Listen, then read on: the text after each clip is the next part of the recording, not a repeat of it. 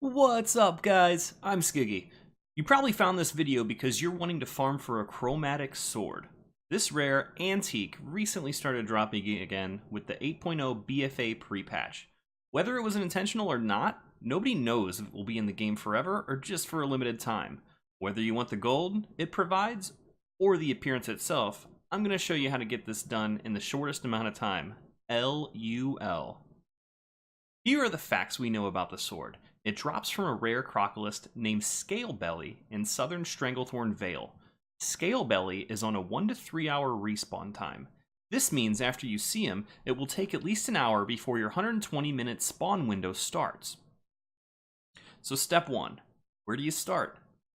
You're going to want to hunt for this sword on an RP realm, because RP realms don't share server shards. This means you'll only be competing with people on one realm instead of people on 5 to 10 realms. I would recommend hunting with war mode turned on, so you'll only be competing with one faction. With war mode off, you'll have Horde and Ally hanging around competing for the same spawn. It really helps out if you have 2 accounts, or a friend with 2 accounts. This will allow you to transfer your main tune to an RP realm whenever you want. It's better than making trial characters, because you'll be forced to PvP at some point. Step 2. Get a group. Everyone in your 5-man group will get to loot the boss for a chance at the sword. So run in packs in case PvP happens or another group comes to try and kill your lizard. You'll want to make a group with classes that can spin pretty well.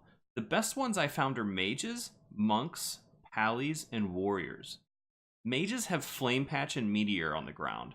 These constantly tick and will do damage when the boss spawns. There's also a PvP talent that a mage can take to decrease the flame strike cast time, so that it's only 2.5 seconds instead of 3.7. Monks have a constant spin with Rushing Jade Mist.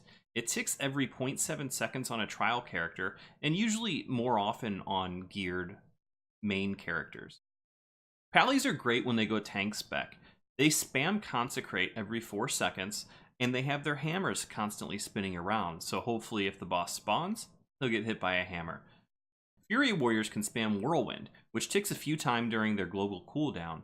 I wouldn't recommend bringing any other classes because their spins are on cooldowns or don't tick as often. Step 3. Be ready to wait. With a 2-hour spawn window, be ready to be hanging out for a while.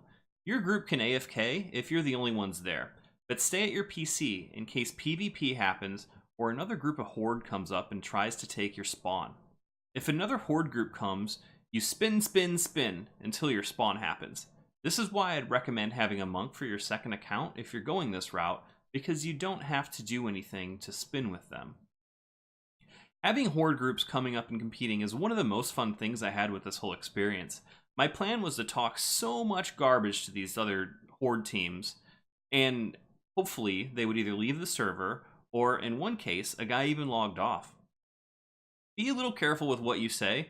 I ended up having a little too much fun with this part, and I ended up with a 24-hour chat ban, which pretty much ended my grind. Step 4. Get your kill. Eventually Scalebelly will spawn and die instantly if you're doing it right. Each kill with a full group is 5 loots. I personally put in about 60 kills, so a total of 300 loots, and only saw 3 swords drop. So in my experience, it's a 1% drop rate. So this sword's a pretty rare thing. So I hope you or someone in your group will be rewarded after all of this work. I'll leave you guys with one last tip. Keep a scoreboard. When you log into the game for a day, write down all of the servers you're going to be jumping to. That way, you can just put your kill times next to it. Even if you phase out to your home server at some point and see a corpse of Scalebelly, write down the time, because sometimes you'll get spawns right after each other and not know where to go next. So the more information that you have, the better off your group will be, and the more spawns you'll give yourself a chance at. There was one time where we had a couple kills back to back and we just went to a random server and got a spawn within the next 5 minutes. So you'll never know. So the most information that you have, the better off you guys are. So there you have it, guys. Enjoy your swords and all your time in the cave. To get my 60 kills, I spent about 5 days down there during my playtime, and I left when I got my chat ban finally. I did not personally get a sword, but I'm very happy for all those who I helped and who ended up getting one. I hope this video ends up helping you guys, and congrats to everyone on their new swords.